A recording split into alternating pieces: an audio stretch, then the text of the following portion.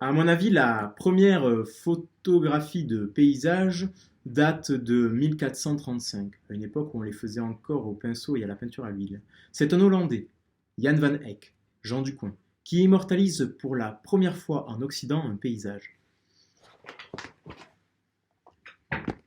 Situé à l'arrière-plan de la scène principale représentant la Vierge Marie et un chancelier dénommé Rollin, le paysage est discrètement visible par une fenêtre. Le paysage est donc entré dans la grande histoire par la fenêtre. Et qui dit fenêtre, eh bien dit cadre. Qui dit cadre, dit cadrage. Jan van Eyck pose en précurseur, il faut bien l'admettre, tous les codes encore valables aujourd'hui pour réussir la bonne photo de paysage. Donc, techniquement parlant, une photo de paysage se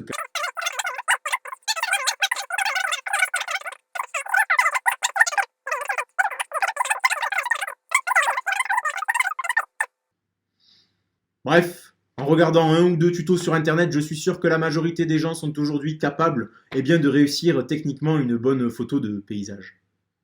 Et donc, une fois que vous avez appris cette technique, vous n'avez plus qu'à chercher une autre manière de faire si vous voulez sortir des sentiers battus et proposer quelque chose de plus personnel.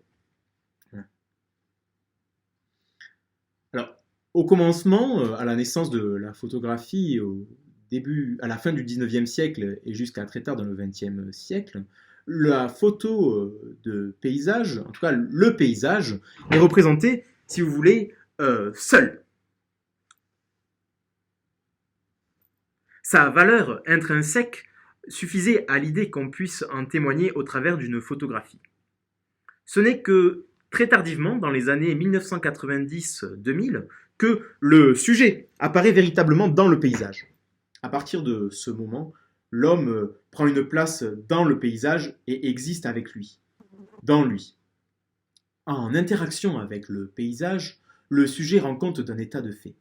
Il est lui aussi paysage.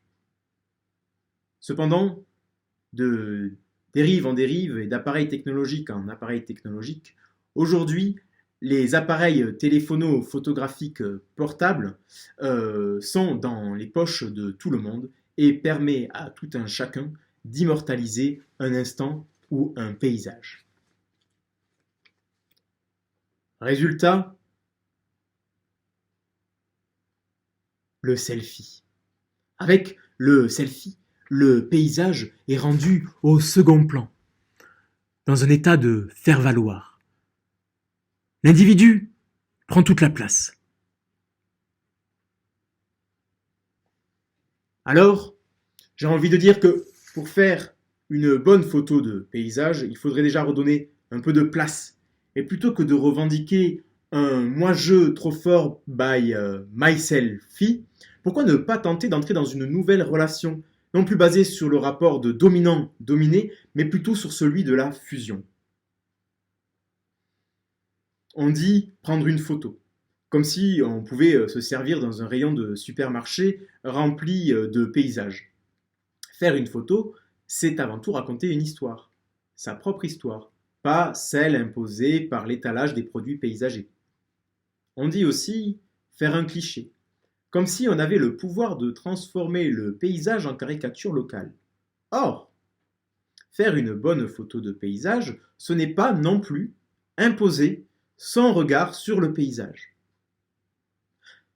À l'avenir, il faudrait peut-être retrouver ce que les premiers peintres paysagistes ont proposé, c'est-à-dire se mettre véritablement en état de paysage, un état de corps et d'esprit permettant de se sentir non plus consommateur ou simple spectateur, mais véritablement paysage.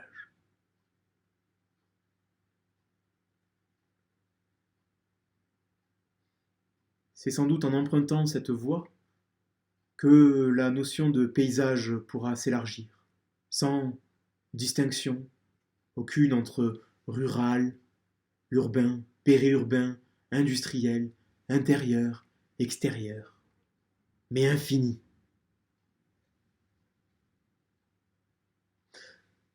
Et je dirais que la manière de faire une bonne photo de paysage reste à inventer.